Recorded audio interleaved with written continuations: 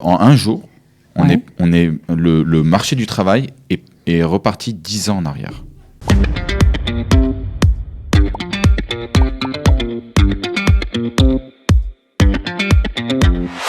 Rouven Adam, bonjour. Bonjour Cathy. Comme on le sait tous, vous êtes responsable, on va dire, du sourcing, de trouver des employeurs, tout simplement, pour ceux qui postulent au sein du Hub de l'emploi, chez Qualita. Et on va profiter de votre présence pour parler un petit peu plus généralement de l'emploi aujourd'hui et de l'effet Corona. L'effet Corona, bon, alors déjà en première phrase, je peux dire que la crise du Corona a déstabilisé le monde de l'emploi. En Israël, mais dans le monde entier, c'est assez clair. Au point de vue des recrutements qu'on avait eu l'habitude d'avoir juste avant le Corona, ça a été coupé en plus que 50%. C'est-à-dire aujourd'hui, on a... Il y a une diminution de 50% des offres ? Au début, quand ça a commencé en mars, ça a été dans les 60%, 65%. Là, ça a chuté. Donc là, on est revenu à un niveau... Là, on est plutôt dans les 45%. On arrive des fois... Ok, bon, il y a une bouge, nette diminution des offres. Ouais, on est dans les 50% en moins. Ça fait qu'en fait, qu'il y a beaucoup plus de concurrence sur chaque offre d'emploi, au point de vue des candidats. Et la force est passée des mains des chercheurs d'emploi vers, et ça s'est passé entre les mains des recruteurs. Parce que ce qui se passe, c'est que dans les 10 dernières années, depuis 2010, en Israël, on a ce qui s'appelle le Shuk Ovdim. Il y avait plus d'offres d'emploi que de candidats, vu que le taux du chômage était très bas, moins que 4%. Il y avait plus d'offres que de demandes, et aujourd'hui, la donne s'est complètement inversée. Donc, il y a beaucoup plus de demandeurs d'emploi, forcément, que d'offres. Et ça fait qu'en un jour, le marché du travail est reparti 10 ans en arrière. Ok, donc ça a quoi concrètement comme conséquence sur les offres d'emploi ? Alors, sur les offres d'emploi... Il y en a moins, mais au-delà de ça. Voilà, alors exactement, c'est ça. Il y en a moins, ça on sait. C'est sûr. Maintenant, dans les offres qui existent, on a les offres d'emploi où il y a encore de la demande et on peut encore postuler. C'est les offres d'emploi que sans eux, une entreprise ne peut pas exister. On parle des offres dans la comptabilité, dans la vente et dans l'administration. Ça, c'est des offres qui vraiment... Donc ça, c'est assez stable. Oui, c'est plus que stable. Il y a de la demande, il y a des offres d'emploi, on peut postuler, on peut trouver un travail. Donc ça marche. Malgré la crise du Corona. Malgré la crise, ça marche. Il y a du monde. Il y a les offres d'emploi qui ont complètement chuté. Ça veut dire que c'est très difficile de trouver dans ce domaine. On parle de tout ce qui est art et... culture, l'art et la culture. Le sport et tout ce qui est les cours que ce soit de yoga, on a parlé tout à l'heure de yoga, mais dans tous les domaines qui sont Orach Chaim en lifestyle, comme on dit. Alors, tout ça, ça a chuté. Tout ce qui est tourisme et hôtellerie, qui a aussi...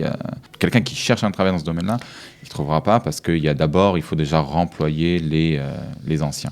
Ce qui est resté stable, c'est-à-dire, ça n'a pas monté, ça n'a pas descendu. Et quand je dis stable, ça veut dire que c'est pas qu'il y a du recrutement en masse, mais il n'y a pas eu licenciement. Licenciement, pas trop, et c'est assez stable. Et il y a un peu de recrutement, pas beaucoup.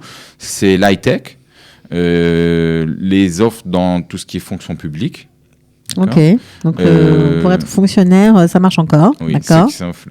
Fonctionnaire. Et dans la construction, dans l'immobilier, peut-être moins, mais dans la construction n'a pas arrêté. Même, vous savez, quand il y a eu le confinement en Israël, ça n'a pas stoppé. Ils ont continué, les Kablanim, à travailler. D'accord, donc ça, c'était important de faire un petit point sur les secteurs où il y avait encore un peu d'emploi. Maintenant, on va parler des villes, parce que c'est vrai qu'on parle toujours globalement des chiffres sur tout Israël. Maintenant, est-ce qu'on a des données ville par ville? Oui, alors il y a les villes où ils ont le plus baissé. C'est-à-dire depuis le Corona, il y a beaucoup moins d'offres d'emploi proposées dans ces villes-là. Okay. À la tête, c'est Holon, la ville de Holon. Essentiellement les villes du centre du pays. C'est-à-dire les villes où il y avait le plus de demandes et de propositions avant le Corona. avec le corona, ça a chuté. Alors, on a Khoulon où il y a aujourd'hui moins 53% d'offres d'emploi de ce qu'il y avait avant le corona. On a en deuxième place Rishon LeZion et en troisième place Tel Aviv. Où voilà, c'est les 3 villes où il y a beaucoup moins d'offres d'emploi de ce qu'il y avait avant le corona. La ville où on a vu qu'il y avait, c'est resté assez stable au point de vue des offres d'emploi, le corona n'a pas trop touché, c'est Haïfa. Alors, donc c'est assez intéressant. Voilà, ça c'est pour savoir. On sait pour Jérusalem ou pas? Pour Jérusalem, c'est plutôt dans les villes, c'est-à-dire on est au milieu, on n'est pas, vu que Jérusalem, elle n'a jamais été une ville où il y a énormément d'offres d'emploi, en tous les cas pas comme dans le centre du pays. Ça reste stable. Alors non, il y a une chute, il y a une grosse baisse, mais par rapport par exemple à Tel Aviv, c'est moins. C'est moins. Oui, ok, c'est moins. D'accord. Alors ça, c'est, on a fait un petit tour, un petit point. Maintenant, ce qui est intéressant pour ceux qui cherchent des emplois, évidemment, parce qu'il y en a quand même beaucoup qui sont sur le carreau et qui aimeraient bien retrouver du travail. Comment les entreprises recrutent aujourd'hui? Est-ce qu'elles sont plus exigeantes qu'avant le corona ou elles ont le même niveau d'exigence? Comment ça se passe? Alors, comme dans le commerce, c'est l'histoire de Etsea Vebikush. Offre et demande. Offre et demande, exactement. Comme il y a plus de demandeurs et moins d'offres d'emploi, automatiquement, moi j'ai vu ça concrètement, mais c'est passé du jour au lendemain. Ça veut dire que des sociétés ou des recruteurs qui étaient accros, qui m'appelaient, envoie-moi, c'est pas grave, il a l'hébreu, il a pas l'hébreu, son diplôme est encore reconnu, pas reconnu. Donc, il était très flexible. Aujourd'hui, la flexibilité a disparu complètement. D'accord. Donc, ils sont très durs, quoi. Les recruteurs sont très durs. Non, ça veut dire ils sont moins flexibles, le choix, quoi. Et plus exigeants. Exactement, ils ont le choix. Je vous donne un exemple. En Israël, il y a une offre d'emploi qui est très demandée, c'est Misrat M. C'est une offre où on termine à 14h, 15h. D'accord, voilà. Ok. Donc des horaires flexibles, on va dire. Des horaires pour qu'une mère puisse travailler et éduquer ses enfants. Et quitter le travail vers 15h. Ils n'existent presque plus. Il n'y en a pas. C'est-à-dire, ils disent, voilà, c'est 17h ou 18h, c'est tout, tu veux pas, ben voilà. Et il y a tellement de personnes qui y cherchent, ben c'est pas grave, ils prendront pas. Et ça, c'est un grand changement dans la société israélienne. Oui, parce que ça a toujours existé, ces horaires-là. Ça a toujours existé. Il y a eu des sociétés, beaucoup d'entreprises qui se vantaient de dire, voilà, nous, on a 20% des offres d'emploi chez nous, c'est Misratem, c'est pour les mamans ou pour les papas qui veulent éduquer leurs enfants.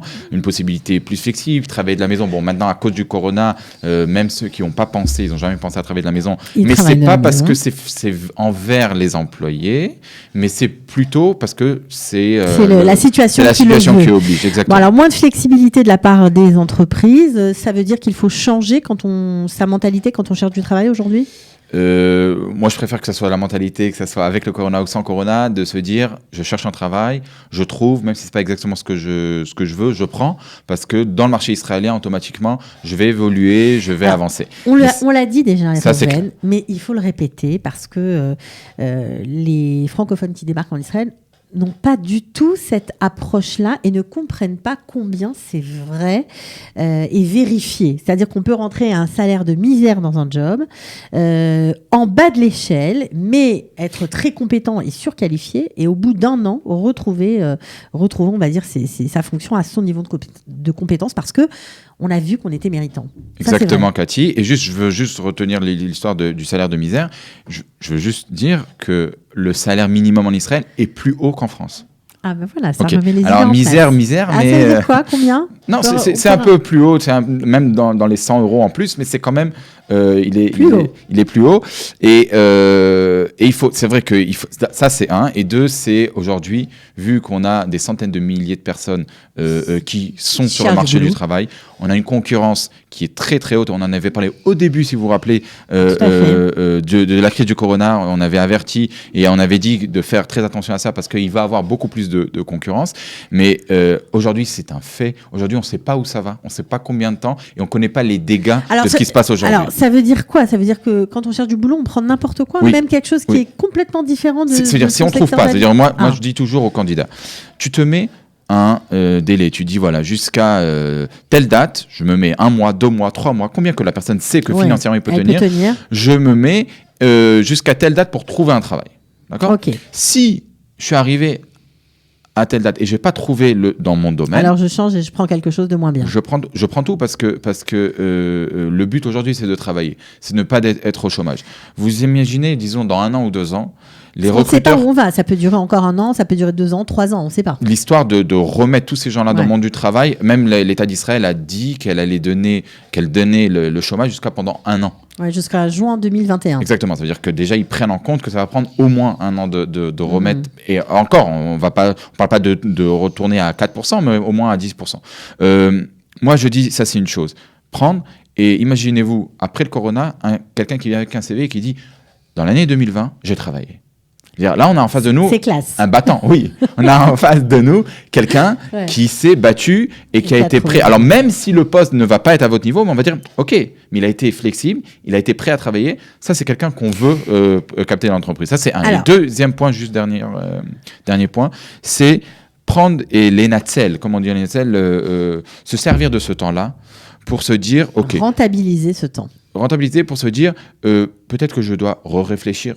Vu que je suis au chômage, je dois réfléchir peut-être me former dans un autre domaine, peut-être progresser si quelqu'un il lui manque un niveau d'anglais, niveau d'Excel, niveau d'hébreu. C'est le moment à se remettre au niveau dans plusieurs domaines pour nous donner plus de chances après la crise. Voilà. Bon, alors ça c'était, on va dire, des généralités importantes qu'il faut savoir. Mais maintenant, puisque vous êtes le directeur du Hub de l'Emploi, on aimerait... du placement, oui, bien sûr. On aimerait en savoir plus sur ce que vous avez fait, sur les offres qu'il y a au Hub de l'Emploi. Est-ce que vous avez placé des gens pendant cette période ? Alors, la réponse est oui. Maintenant, clairement, c'est que nous aussi, on ressent, d'accord, un changement. Et on ressent... de la part des Olim ? Non, de la part des Olim, mais je parle plutôt maintenant de la part des entreprises et des recruteurs. Comme j'ai dit, ils sont moins flexibles, ils sont plus difficiles. Alors, nous... on a besoin de recruteurs qui soient un peu flexibles. On n'a pas toujours le candidat modèle. On a toujours un candidat où il a peut-être pas l'anglais au niveau, ou pas l'hébreu au niveau, ou le diplôme pas ici, ou pas d'expérience en Israël, ou une expérience en France. Ouais. Il y a toujours besoin d'une flexibilité. C'est important d'avoir des gens qui et comprennent. on ressent moins de flexibilité. Je vous donne un exemple. J'ai eu là une offre d'emploi assez intéressante avec plus de 60 CV qui ont été envoyés par les Olim. On a envoyé des quinzaine de CV, vraiment des personnes sélectionnées comme il faut et tout. Ils ont rejeté tous les CV pour me dire celui-là il est ci, celui-là il est ça, celui-là il est ça. C'est très difficile. Malgré ça, oui, pendant cette période de Corona, on place une dizaine d'Olim tous les mois. C'est génial. Une moyenne de dizaines d'Olim tous les mois qui trouvent un nouveau travail, qu'on leur trouve un nouveau travail dans des sociétés israéliennes. C'est-à-dire c'est pas complètement effacé, c'est pas qu'il n'y a pas de travail du tout. Vous continuez de travailler, vous continuez de batailler pour placer les nouveaux immigrants. Ça marche, 10 placements par mois, c'est beaucoup. C'est beaucoup et on a bien sûr presque tous les jours une nouvelle offre d'emploi. D'accord, qu'on publie sur notre site. Et on a aussi on fait par Zoom, mais on donne des conseils des ateliers, bien sûr, des ateliers qu'on va reprendre. Là, on est en août, mais on va reprendre en septembre. On fera peut-être une autre émission sur les ateliers, un nouveau concept d'atelier. C'est quelque chose qu'on a réfléchi pour donner le maximum aux Olim. Et de dire qu'aussi, il y a du côté des Olim, comme vous avez dit tout à l'heure, on sent qu'il y a un changement, que les Olim comprennent de plus en plus qu'ils doivent être un peu plus flexibles, être d'accord de se dire c'est pas exactement mon domaine ou c'est pas à un quart d'heure de chez moi, c'est pas grave, je peux aller un peu plus loin, voyager. Il y a des Olim que non, et c'est pour ça que c'est l'occasion de leur dire réveillez-vous, on est déjà dans 5 mois après la crise du corona. Au point de vue de l'emploi, je ne parle pas au point de vue du virus, mais au point de vue de l'emploi, c'est un dégât qui est à long terme. Réfléchissez, peut-être recadrez-vous et soyez-vous flexible. Alors pour le coup, voilà, si l'employeur n'est pas, les entreprises ne le sont pas, il faut que les nouveaux immigrants qui cherchent du boulot, baissent un petit peu leurs exigences et acceptent différents types de jobs et rien ne dit que ça ne sera pas un bienfait pour eux en plus. Voilà, donc ça c'était l'avertissement et le conseil de Réhouven Adam, directeur du placement au sein du Hub de l'Emploi. Merci beaucoup Réhouven. Merci Cathy, bonne chance à tout le monde. Voilà, ciao.